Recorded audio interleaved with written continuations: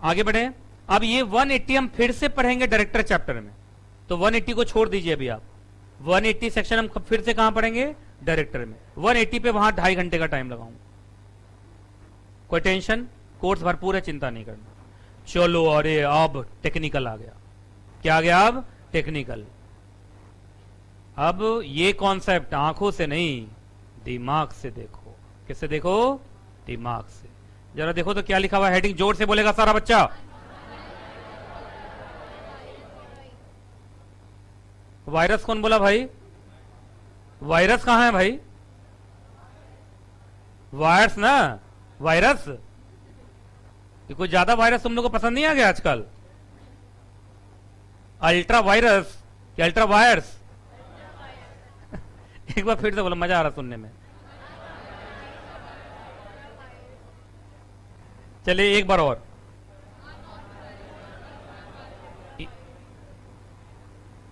बस ऐसे टिक लगाओ। कंपनी जो बोरिंग कर रही है, क्या अपने औकात से बाहर जाके कर रही है? कैसे पता चला ये? अनऑथराइज्ड।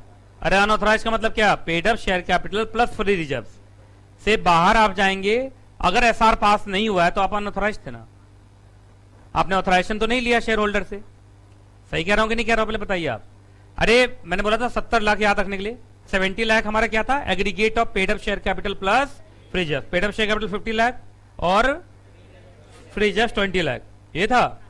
तो 70 लाख हो गया था। 70 लाख के बाहर अगर आपको करना है बोरोइंग, तो आपको शेयर होल्डर का अप्रूवल चाहिए, पर आपने शेयर होल्डर का अप्रूवल नहीं लिया।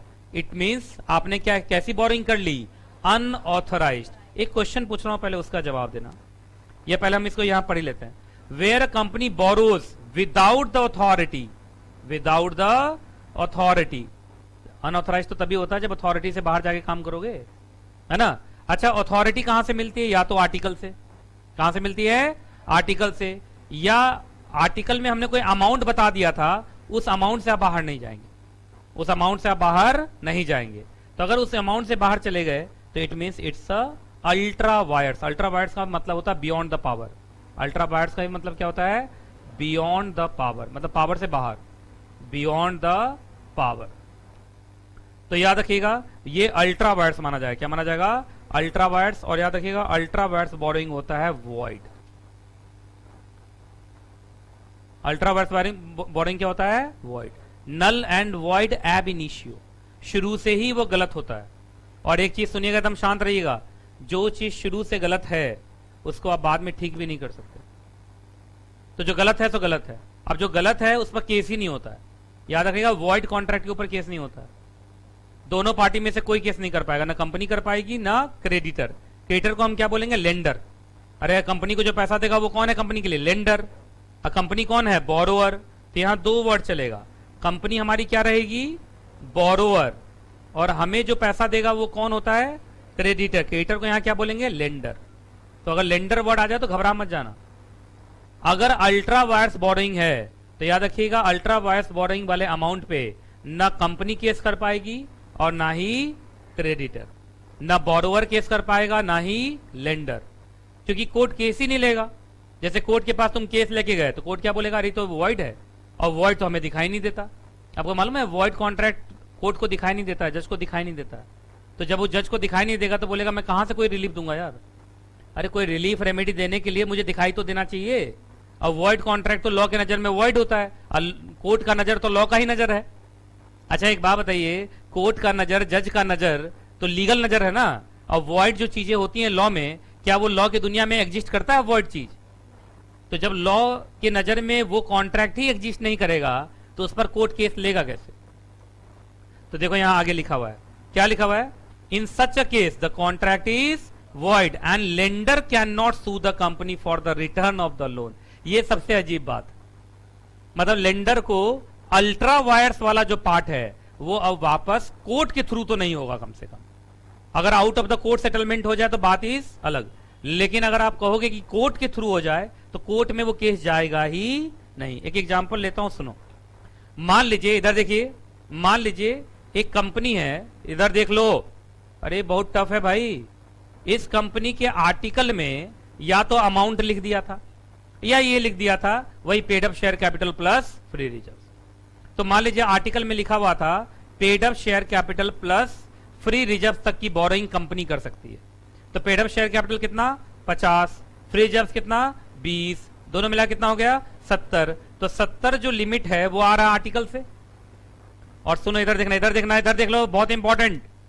कंपनी ने लेंडर से, किससे, लेंडर से 90 लाख रुपए का लोन ले लिया। कितने का लोन, 90 लाख का लोन ले लिया। आप मुझे ये बताइए क्या पूरा 90 लाख अल्ट्रा वायर्स है या 70 प्लस वाला जो है, पहले सोच लो अच्छे से भाई। पूरा 90 लाख हो जाएगा ultra vires null and void, या इसको दो पार्ट में बांटेंगे 70 और 20। 70 तो आपका लिमिट ही था, तो 70 क्या इंट्रा वायर्स माना जाएगा।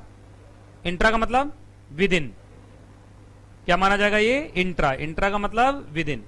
तो याद रखिएगा जो 70 है ये इंट्रा है, ये क्या है इंट्रा, और जो इंट्रा होगा वो वैलिड होगा, वो क्या होगा वैलिड। इसके लिए कंपनी लायबल होगी, कंपनी को ये पैसा वापस करना पड़ेगा। अगर कंपनी पैसा वापस नहीं की तो लेंडर इस 70 लाख के लिए केस कर पाएगा, क्योंकि ये तो वैलिड है। लेकिन ये 20 जो है वो अल्ट्रा है, वो क्या है अल्ट्रा, और अल्ट्रा तो क्या होता है वॉइड। इस 20 लाख के लिए अब लेंडर कंपनी पर केस नहीं कर पाएगा, है ना। कंपनी अपने मर्जी से लौटा दे तो बात अलग है, लेकिन अगर कंपनी कह दे बाद में कि मैं नहीं लौटाऊंगा तो इस 20 पर केस ही नहीं हो पाएगा, क्योंकि ये 20 क्या है अल्ट्रा वायर्स। अल्ट्रा वायर्स होता है नल एंड वॉइड, और जो वॉइड है उसके ऊपर तो केस हो ही नहीं सकता। केस क्या नहीं हो सकता, हो ही नहीं सकता। ये बात समझ में आ रही कि नहीं आ रही पहले बताओ।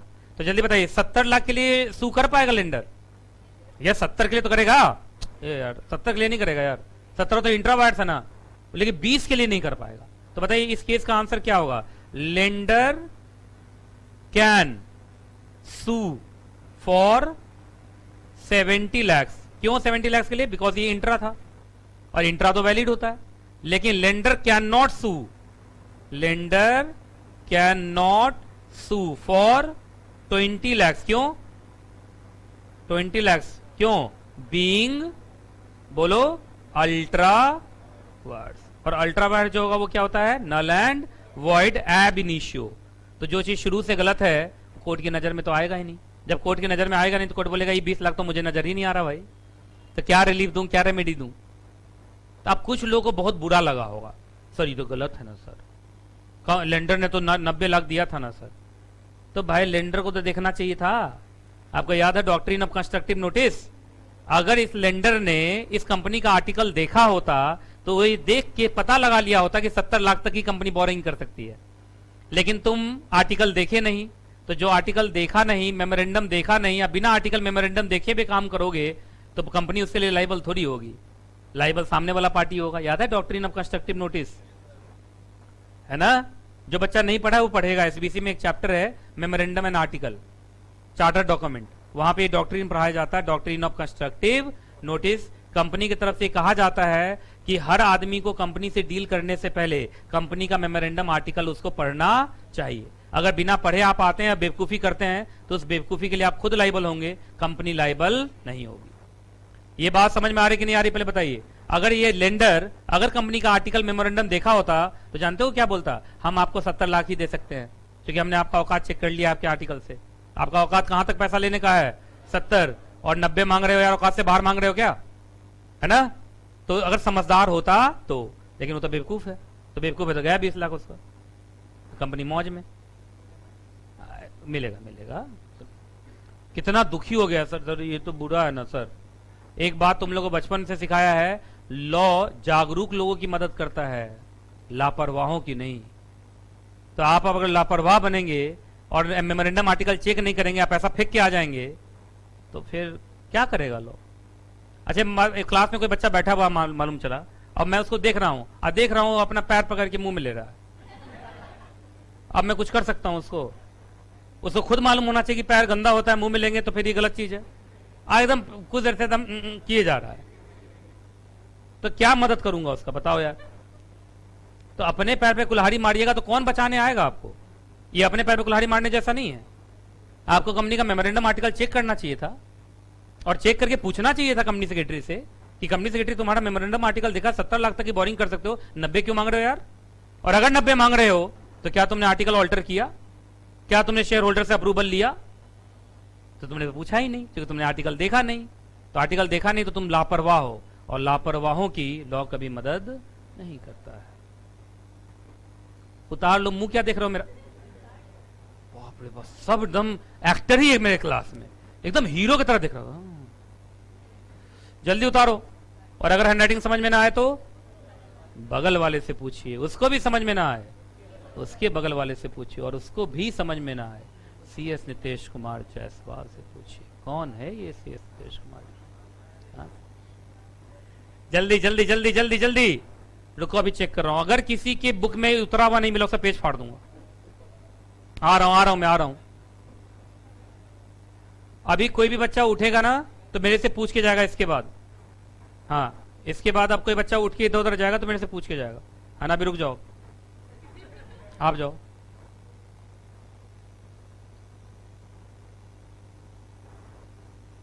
तुम लोग पढ़ने आते हो, वॉशरूम में टाइम बिताने आते हो? यहां पे वॉशरूम में लो, भेजता हूं वॉशरूम, रुको अभी। कहा सर हम बैठे बैठे पानी पीते रहते हैं, और उसके बाद AC भी चल रहा है, पंखा भी चल रहा है, नेचुरल कॉल आना स्टार्ट हो जाता है। सर जल्दी जल्दी लिख लिया? हैंडराइटिंग समझ, गलत मत उतारना कोई बच्चा। सुनिए, उतार लिया? जल्दी करो जल्दी करो। यही, अरे सुनिए, कंपनी लॉ के एग्जाम में ऐसे ही क्वेश्चन आता है। अरे केस स्टडी आता है। देखिए, जिन बच्चों ने एग्जाम दिया हुआ उससे पूछ के देखिएगा। आपको लगता है व्हाट इज सेक्शन 179 आएगा कभी जिंदगी में? या ऐसे पावर टू बोरो कमेंट आएगा? ये हमेशा केस बनाएंगे, और ये केस जैसे मैंने बनाया। जो समझदार बच्चा वो क्या बोलेगा? 20 लाख के लिए केस नहीं होगा। क्यों नहीं होगा? क्योंकि ये अल्ट्रा वायर्स। अल्ट्रा वायर्स क्या होता है? Null and void. लेकिन जो बच्चा नहीं पढ़ेगा, इमोशनल होके, पैसा तो पूरा देना पड़ेगा। इमोशनल आंसर हटाऊं क्या? जल्दी जल्दी करो, छेती छेती करो, तारा तारी कर, डू फास्ट, शीटो शीटो करो। सबका मतलब है जल्दी जल्दी करो, है ना? हटाऊं? ये इंट्रा लिखा मैंने, क्या लिखा है? इंट्रा। और ये क्या है? अल्ट्रा। इंट्रा और अल्ट्रा। चलिए शांत हो जाइए, हटा दिया मैंने। अच्छा एक बात बताओ, मुझे लगता है कि मैंने यहां तक पढ़ा दिया। क्या ये जनरल रूल है? जल्दी बोलो। यस, लिखो जनरल रूल। अरे जनरल रूल यही था कि कंपनी अगर अल्ट्रा वायर्स बोरिंग करेगी तो that borrowing will be null and void. और जो नल एंड वॉइड है उसमें ना कंपनी केस कर पाएगी और ना लेंडर। एक्चुअली कंपनी को तो केस करना बनता ही क्या, वो तो पैसा लेके बैठी हुई, पैसा लेने वाला थोड़ी केस करता है, पैसा देने वाला केस करता है। तो वही लिखा कि लेंडर भी केस कर नहीं पाएगा। लेकिन अभी एक बच्चा यहां से इमोशनल हुआ था कोई अभी थोड़ा, हाँ, कि सर कोई रेमेडी नहीं है। अभी देखा तो इमोशनल होके बोला था, ये नहीं बोला सर कोई, मतलब सर कुछ भी, सर गया 20 लाख क्या सर? ये अपने आप को लेंडर समझा है, अब मुझे कंपनी समझा है ये ना। तो मान लो ये लेंडर है, नाम भूल गया तुम्हारा, अब विशेष, तो विशेष जो है ये लेंडर है, और CSNKJ प्राइवेट लिमिटेड, मैं कंपनी हूं। 90 लाख इससे ले लिया, 70 लाख वापस कर दिया, 20 वापस नहीं कर रहा हूं। ये मेरे पे केस करना चाहता, कर पाएगा ना? तो नहीं कर पाएगा। लेकिन देखिए यहां पर, अब यहां से एक्सेप्शन शुरू होता है, और ये 3 एक्सेप्शन। अच्छा, एक्सेप्शन का मतलब क्या? इसको पैसा मिल सकता है इस केस में? अरे कितने एक्सेप्शन है जल्दी बताओ। अच्छा, ये एक्सेप्शन लॉ के अंदर है या in the eyes of equity? In the eyes of equity. इसका कोई लीगल प्रोविजन नहीं है, कोई सेक्शन नहीं है, है ना? इक्विटी का मतलब क्या होता है? मानवता के आधार। देखिए सुनिए, लॉ के नजर में नल एंड वॉइड हो गया 20 लाख, वो तो समझ में आता है, पर सच में तो दिया तो है ही 20 लाख। अच्छा, सच्चाई यही है ना, उसके तरफ से निकला 90 लाख, पर वापस कितना पहुंचा उसको? 70। तो 20 का तो लॉस नजर आ रहा है। अगर आप थोड़ा सा लॉ की जो नजर है उसको हटा दें और इंसानियत की नजर से देखें तो लॉस तो हुआ है उसको। अच्छा, लॉस नहीं हुआ है? लॉस नहीं हुआ। तो क्या इंसानियत के नाम पे 3 रेमेडीज दे दें इसको? ये इंसानियत के नाम पे केस वेस नहीं कर पाएगा, ये इंसानियत के नाम पे अगर ये 3 सिचुएशन दिख जाए और अगर इसका पैसा वापस हो जाता है तो क्या वापस होने दिया जाए? अरे बोलो। क्योंकि कितना भी आप कुछ भी बोल लीजिए, नल एंड वाइड, ये वाइड वो वाइड, 90 तो गया था उसके तरफ, कंपनी को तो 90 मिला था, है कि नहीं? तो केस नहीं कर पाएगा, चलो वो बात समझ में आता है, लेकिन दूसरे इस 3 रूट से पैसा वापस मिल जा रहा है इसको, तो ये राइट तो मिलेंगे ना कम से कम। तो ये क्या in the eyes of law है, in the eyes of equity? तो एक काम करो, 3 लाइन पढ़ो, ये 1 2 3 लाइन पढ़ो, पढ़िए। थोड़ा इमोशनल हुआ है, अब ये लैंग्वेज थोड़ा इमोशनल हो गया। देखो क्या लिख रहा है, if the lender has parted with his money to the company, 20 lakh दिया था, अब मैं सिर्फ 20 पर बात करूंगा। अरे 20 पे ही बात करूंगा ना, अल्ट्रा वायर्स कितना था? 20 ही था ना, 70 तो वापस कर ही रहा हूं, नहीं करूंगा तो केस भी कर लेगा मेरे पे, तो 70 वापस कर दिया है, 20 नहीं कर रहा था ना मैं, अब मैं 20 की बात कर रहा हूं। तो लिखा है if the lender has parted with his money with company under an ultra vires borrowing, जो भी ये 20 लाख मुझे दिया है, and is therefore unable to sue for its return, case तो कर पा नहीं रहा है मेरे पे, ये लिखा हुआ। लेकिन उसके बाद देखिए, ही नेवरदलेस, क्या लिखा है? He nevertheless has in equity the following remedy. तो ये लीगल रेमेडी है या इक्विटेबल रेमेडीज है? इक्विटेबल रेमेडीज है, लीगल नहीं है। अगर ये 3 सिचुएशन में इसको कुछ भला हो जाता है तो भला होने दिया जाएगा, उसको भी हम रोकेंगे नहीं। लेकिन ये सोचेगा केस कर ले मेरे पे, तो सो तो होने वाला नहीं, क्योंकि वो 20 लाख क्या हो चुका है? Null and void. ये समझ रहे हो ना अच्छे से? तो एग्जाम में केस आए तो बहुत प्यार से धीरे धीरे हौले हौले समझना कि जनरल रूल पे क्वेश्चन पूछे हुआ है या एक्सेप्शन में घुसाया हुआ है, क्योंकि ये 3 एक्सेप्शन है, यहां इसको रेमेडीज मिल रही हैं, पर remedies in the eyes of law नहीं है, in the eyes of equity है। आइए पहला, और ये पढ़ लेना, बहुत टफ है, मैं भी सबसे उठा उठा के पूछने वाला हूं। नंबर 1 ए पढ़ो, पूरा पढ़ो यहां तक।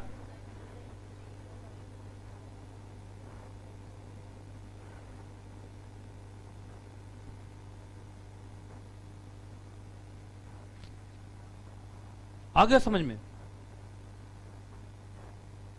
हाँ सर समझ में आ गया, 3 लाइन इंग्लिश में था, आ गया।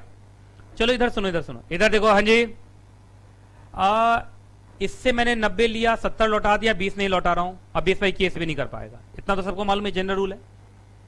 तो इसको पता चल गया कि भाई 20 पर केस तो नहीं होगा, लेकिन इसको ये पता चला कि मेरे 20 लाख से कंपनी एक प्रॉपर्टी खरीदी है और उस प्रॉपर्टी पर कंस्ट्रक्शन चल रहा है, बात समझ में आ रहा है?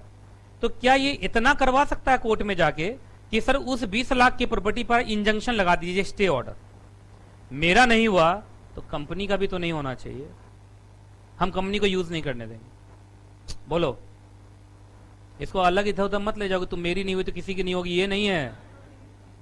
कुछ लोग कहा, अभी तो आप सुबह में बोल रहे थे कि ऐसा नहीं होना चाहिए। ये इसका कहना है कि सर ये 20 लाख हमने पकड़ लिया, सर कंपनी मेरे उस 20 लाख से जो अल्ट्रा वायर्स वाला था उससे कंपनी प्रॉपर्टी खरीदी है, प्रॉपर्टी बना रही है, आप कुछ मत कीजिए साहब, इस पर इंजंक्शन लगा दीजिए, रोक लगा दीजिए, पैसा मेरा नहीं हुआ तो कंपनी का भी तो नहीं है, कंपनी ने 20 लाख रुपए अपने मेहनत से तो नहीं कमाया था, उसको तो अल्ट्रा वायर्स होने की वजह से कंपनी के पास 20 लाख रुपए रह गया, तो ये कंपनी का अनजस्ट पैसा है, कंपनी का क्या है? ये अनजस्ट पैसा है, तो सर हम यूज नहीं किए तो कंपनी को भी यूज करने दिया ना जाए। तो ये कंपनी को यूज करने नहीं देना चाहता है, उस पैसे के इस्तेमाल पर रोक लगवाना चाहता है, तो क्या रुकवा सकता है? यस। अब कुछ लोगों को लगेगा सर पता कैसे चलेगा कि इसी के 20 लाख से कंपनी वो बिल्डिंग बना रही है? तो कंपनी के बैलेंस शीट से पता चलेगा। कंपनी के बैलेंस शीट में हमेशा 20 लाख ज्यादा दिखेगा, ये नहीं समझ में आया। क्या कंपनी ने बिजनेस करके 20 लाख रुपए कमाया है या अल्ट्रा वायर्स का नाम लेके इसका पकड़ लिया पैसा? तो एक बात बताइए, क्या कंपनी के पास वो 20 लाख कभी जस्टिफाई हो पाएगा बिजनेस से? नहीं समझ में आया यार लोग, ये 20 लाख कैसे कंपनी जस्टिफाई करेगी? अरे भाई इनकम टैक्स का भी रिटर्न कुछ होता है दुनिया में, balance sheet profit and loss account कुछ होता है, क्या ये 20 लाख कंपनी ने कमाया था क्या बिजनेस करके, कि बोरोइंग का पैसा कुछ पैसा रख लिया कंपनी ने? तो अगर कंपनी से पूछा जाए कि जमीन कहां के पैसे से खरीदे तो कंपनी तो कुछ बोल ही नहीं पाएगी, क्योंकि कंपनी के पास जितने भी पैसे थे सबका हिसाब किताब है, लेकिन इस पैसे का तो कोई हिसाब किताब है ही नहीं, तो कंपनी पकड़ा जाएगी ना। तो इसमें लिखा भी है, लिखा है कि provided he can trace and identify, मतलब कोर्ट में इसको प्रूफ करना पड़ेगा कि मेरा ही वाला 20 लाख, अगर ये प्रूफ कर देता है तब उसके ऊपर क्या लग जाएगा? इंजंक्शन। कोर्ट सीधा बोलेगा कि चलो भाई वो केस नहीं कर सकता, पर ये पैसा, एक कहते हैं डॉक्ट्रिन ऑफ अनजस्ट इनरिचमेंट, सुना होगा डॉक्ट्रिन ऑफ अनजस्ट इनरिचमेंट, बचपन में सिविल ऑफ गुड्स एक्ट में पढ़े होगे, रोड पर चलते हुए अगर तुम्हें कोई पैसा मिल जाए तो पैसा तुम्हारा नहीं होता है। वहां फाइंडर ऑफ गुड्स के कुछ रिस्पॉन्सिबिलिटीज होते हैं कि आपको ढूंढना पड़ता है कि वो पैसा किसका है और उसके पास जाके उसको लौटाना पड़ता है ना। लेकिन कुछ बच्चों को लगेगा सर ऐसा तो नहीं होता, जिसका मिला उसका हुआ। हमारे देश में अपना कॉन्सेप्ट चलता है सर, लेकिन आप लॉ पढ़ेंगे तो लॉ में कहानी अलग है। तो 20 लाख कंपनी का भी जस्टिफाइड नहीं है ना, तो कंपनी उसको इस्तेमाल नहीं कर पाएगी बशर्ते कि ये कोर्ट में प्रूफ कर दे इसी के 20 लाख से वो हो रहा था तब। तो चलो इतना तो रिलीफ, कम से कम इसके दिल में शांति मिलेगी, चल मेरा पैसा नहीं लौटा तो कंपनी भी उस पैसे को इस्तेमाल अब कर पा रही नहीं है। इतना ये करवा सकता है। और जानते हो इस केस में क्या होगा, कंपनी पैसा वापस ही कर देगी। कैसे वापस कर देगी मालूम है, तो यूज तो करने दे नहीं रहा है, तो चल तू ले ले पैसा वापस। लेकिन हाँ फिर कोर्ट केस से नहीं हुआ है, ये आउट ऑफ अपने मर्जी से हुआ है, कंपनी अपने मर्जी से कर दे रही है। तो ये तो मैंने क्या बोला, कोर्ट में केस सिर्फ बना हुआ है 20 लाख के लिए, बाकी रूट तो खुले हुए हैं ना। आगे चलें, चलो अब ये तो सबसे टफ आ रहा है भाई, सब्रोगेशन। चलिए सब्रोगेशन पढ़िए तो 3 लाइन। अरे चिल्ला चिल्ला के पढ़ो, ये टफ है इसलिए पढ़वा रहा हूं तुम लोगों से।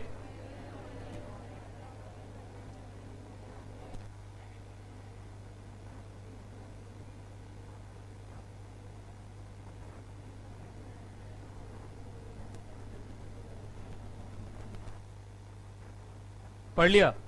सब्रोगेशन का मतलब होता है सब्स्टिट्यूशन, लिखो सब्स्टिट्यूट होता है ना उसी में लिखना सब्स्टिट्यूशन, लिखो सब्रोगेशन मीन्स सब्स्टिट्यूशन, लिखा। अब इसका मतलब क्या होता है इधर देखिए आप, इधर देखो इधर देखो, इसको अच्छे से पढ़ लिया था तुमने। लेंडर कौन है भाई अपने केस में, विशेष लेंडर है, CSNKJ प्राइवेट लिमिटेड। ये क्या है, बोरोवर। क्या है, बोरोवर, ठीक है, कोई दिक्कत। अच्छा इस कंपनी ने किसी और से भी पैसा लिया हुआ था, ये लेंडर 1 है और मान लीजिए लेंडर 2 है। क्या नाम है आपका, आपका क्या नाम है, जसलीन। जसलीन लेंडर 2, जसलीन ने कंपनी को पैसा दिया हुआ था लोन, और जसलीन ने कंपनी को 20 लाख का लोन दिया हुआ था, ठीक है। अब ध्यान से सुनिएगा क्या क्या हुआ, इधर देखो सब। क्या कंपनी के बैलेंस शीट पे 2 लेंडर दिखाई दे रहा है, लेंडर 1 एंड लेंडर 2, ये दोनों कंपनी के क्रेडिटर हैं और दोनों कंपनी के लायबिलिटी साइड में आ रहे होंगे।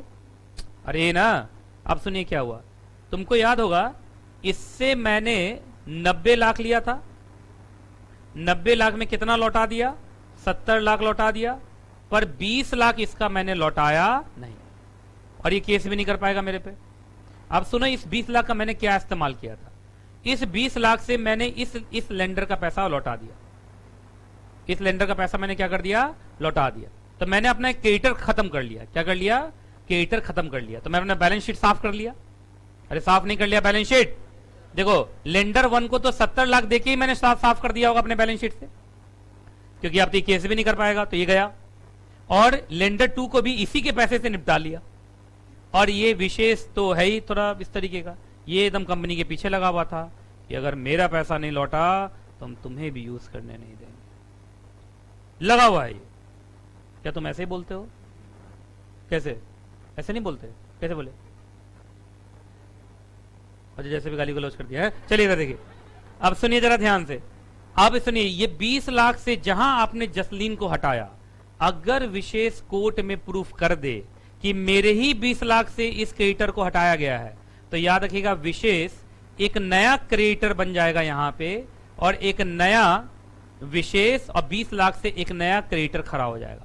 मतलब Vishesh will be subrogated, Vishesh will be subrogated in place of Jasleen.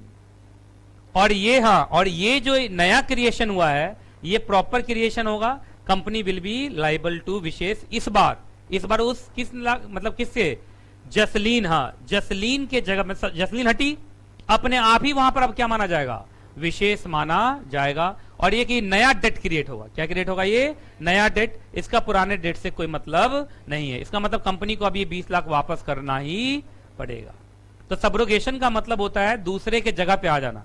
क्योंकि देखिए जसलीन को जो हटाया गया, किसके पैसे से हटाया गया, विशेष के पैसे से, तो Vishesh will be subrogated in the shoes of Jasleen. बात समझ में आ रहा है? तो जो जसलीन का पोजीशन था वो पोजीशन किसको मिल जाएगा अब? आपको विशेष को मिल जाएगा। और माना जाएगा जैसे कंपनी ने एक फ्रेश लोन ले लिया विशेष से, कितने लाख का?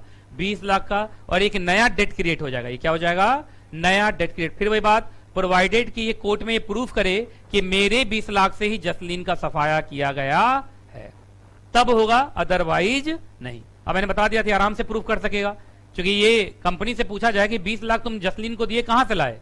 कंपनी तो जस्टिफाई नहीं कर पाएगी कि कंपनी बिजनेस से तो पैसा कमाई नहीं थी 20 लाख। इसका मतलब ये 20 लाख किसका था? विशेष का ही था। बस एक लीगल प्रोसेस की वजह से आप किसी का पैसा रख थोड़ी लोगे यार।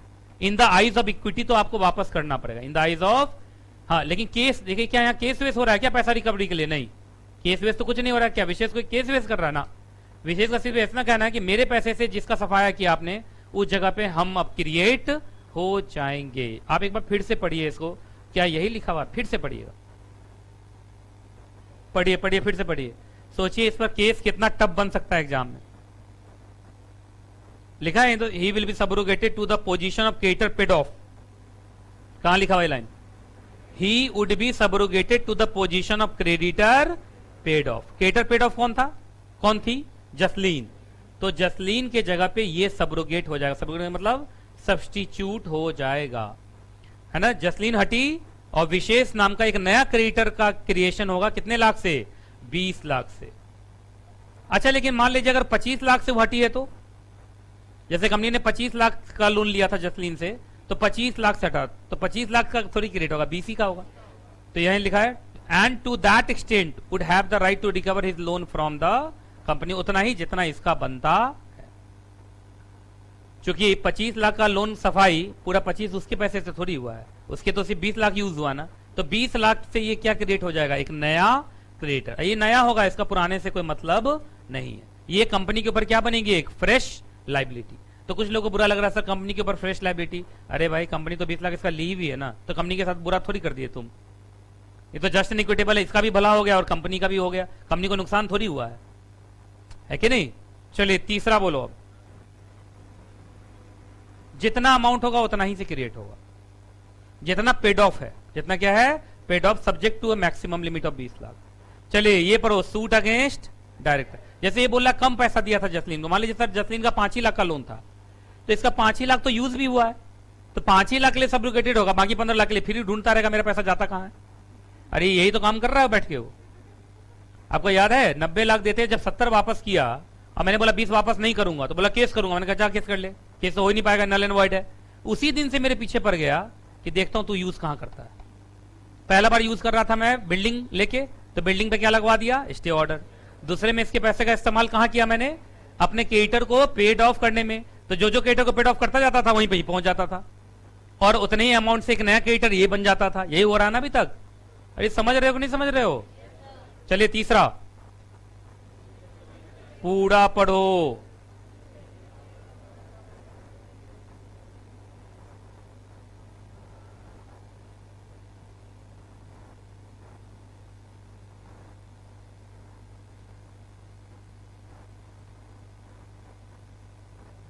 एक बच्चा पूछ रहा सब्स्टिट्यूट का क्या मतलब होता है? एक के जगह पे दूसरे को आ जाना, चाय के जगह पे कॉफी पी लेना, ये ना। अरे चाय का कॉफी क्या होता है? सब्स्टिट्यूट ही तो होता है कि कॉम्प्लीमेंट्री होता है? हाँ, चाय के साथ कॉम्प्लीमेंट्री क्या होता है? बिस्किट, कुकीज, ये सब ना है। बिस्कुट, दिल्ली में बिस्किट और दूसरे जगह पे बिस्कुट। हाँ, क्या? हाँ, इंटरेस्ट नहीं, प्रिंसिपल अमाउंट।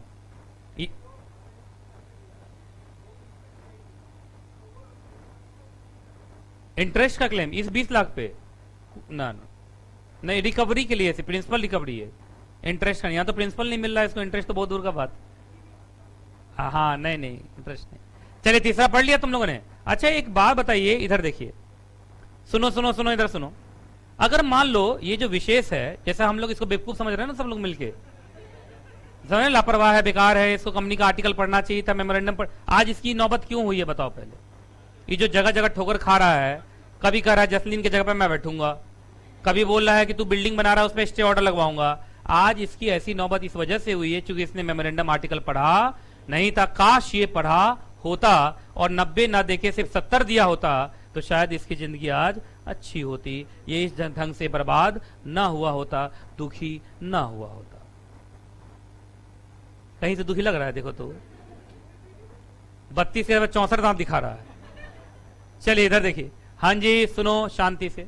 लेकिन एक बात बताइए, ये लापरवाह नहीं है, मान लीजिए थोड़ा लापरवाह पूरा नहीं है, ये कंपनी का मेमोरेंडम आर्टिकल पढ़ा, अरे कंपनी का मेमोरेंडम आर्टिकल पढ़ा, देखा कंपनी का लिमिट 70 लाख का। इसने डायरेक्टर से पूछा कि डायरेक्टर साहब ये लिमिट देखा आपका 70 लाख है और आप तो 90 लाख मांग रहे हो। तो डायरेक्टर ने कहा नहीं नहीं साहब, आपने ना थोड़ा पुराना आर्टिकल देख लिया है, कल ही हमने आर्टिकल चेंज किया, वहां बढ़ा के 90 लाख कर दिया। झूठ बोला। क्या डायरेक्टर ने डेलिबरेटली मिस रिप्रेजेंट किया? अरे बोलो। और याद रखना, डेलिब्रेट मिस रिप्रेजेंटेशन फ्रॉड होता है। नहीं समझे आप? अच्छा मान लीजिए मुझे यही बचपन से पढ़ाया गया कि सूरज जो है पश्चिम से उगता है, तो अगर मैंने बोला सूरज पश्चिम से उगता है, अब मेरी जानकारी भी यही थी, तो ये सिर्फ मिस रिप्रेजेंटेशन है, फ्रॉड नहीं है। लेकिन मुझे मालूम है कि सूरज कहां से उगता है, पूरब से, लेकिन जानबूझ के मैंने बोला पश्चिम से उगता है। जा तो आप बताओ ये फ्रॉड है कि नहीं फ्रॉड है? तो डेलिब्रेट मिस रिप्रेजेंटेशन क्या माना जाता है? फ्रॉड। तो याद रखिएगा, अगर डायरेक्टर ने डेलिब्रेट मिस रिप्रेजेंटेशन किया और ये बेचारा गुड फेथ में डायरेक्टर पर विश्वास करके 90 लाख दे दिया, तो क्या इस केस में डायरेक्टर पे पर्सनल फ्रॉड का केस डाल सकता है? कि तूने, कंपनी पर तो केस नहीं कर पाएगा, लेकिन डायरेक्टर पर पर्सनल केस कर रहा है फ्रॉड का कि तुमने मुझे डेलिब्रेट मिस रिप्रेजेंटेशन क्यों किया। क्या ये पर्सनल केस कर सकता है? पहले बताइए। तो सूट अगेंस्ट कंपनी है या सूट अगेंस्ट डायरेक्टर है? ये डायरेक्टर पे केस करेगा कि तेरे झूठ बोलने की वजह से मुझे 20 लाख का नुकसान हुआ, तो कंपनी तो 20 लाख वापस कर नहीं रही है और कंपनी पर हम केस भी नहीं कर पा रहे हैं, तो अब ये 20 लाख तू देगा पर्सनली। बोलो क्या ये केस हो सकता है कि नहीं हो सकता? पहले बताओ जल्दी से। हो सकता है? तो चलिए सुनिए, अब तो मुझे सब समझ में आ गया। ये देखो, क्या ये यहां तक जनरल रूल था और यहां के बाद कितने एक्सेप्शन? 3। चलो मैं एकदम लगातार बोलता हूं। अरे इधर देखो, कोई भी कंपनी अगर अल्ट्रा वायर्स बोरोइंग करेगी, अल्ट्रा वायर्स का मतलब लिमिट से ज्यादा, लिमिट कहां मिलेगा? आर्टिकल में। अगर आप लिमिट से ज्यादा बोरोइंग करेंगे तो लिमिट से ज्यादा वाला जो अमाउंट है that is ultra vires and that will be null and void, और लेंडर उस पैसे की रिकवरी के लिए कंपनी पर केस नहीं कर सकता। क्या ये जनरल रूल है? यहां तक कोई दिक्कत? लेकिन चलिए केस नहीं कर सकते, ये बात समझ में आ गया। लेकिन nevertheless in the eyes of equity, in the eyes of equity उसके पास 3 रेमेडीज तो आज भी हैं। पहला, अगर वो ट्रेस कर ले कि कंपनी ने उस पैसे का इस्तेमाल कहां किया है, तो क्या उस जगह पे स्टे लगवाया जा सकता है, इंजंक्शन। दूसरा, अगर कंपनी ने उसके पैसे का इस्तेमाल किसी और क्रेडिटर को राइट ऑफ करने में किया है, तो क्या उस क्रेडिटर की जगह पे ये सबरोगेट हो जाएगा उतने अमाउंट से। और तीसरा, अगर इसकी हालत ये डायरेक्टर के डेलिब्रेट, जानबूझ के, डेलिब्रेट का मतलब जानबूझ के मिस रिप्रेजेंटेशन की वजह से हुई है, तो क्या ये डायरेक्टर को पर्सनली सू कर सकता है for fraud, for deliberate miss representation? Yes. Companies act में ये केस नहीं होगा, ये सेक्शन 420 ऑफ आईपीसी। आज आईपीसी तो पढ़ाने वाला हूं जेआईजीएल में। आज जेआईजीएल में आईपीसी स्टार्ट हो रहा है भाई, भारतीय दंड संहिता, आईपीसी, इंडियन पीनल कोड। आज तुम लोग वकील बन जाओगे पूरा एकदम क्लास में, है ना? एक दूसरे पर केस कर देना आज ही। चलिए आगे चलें।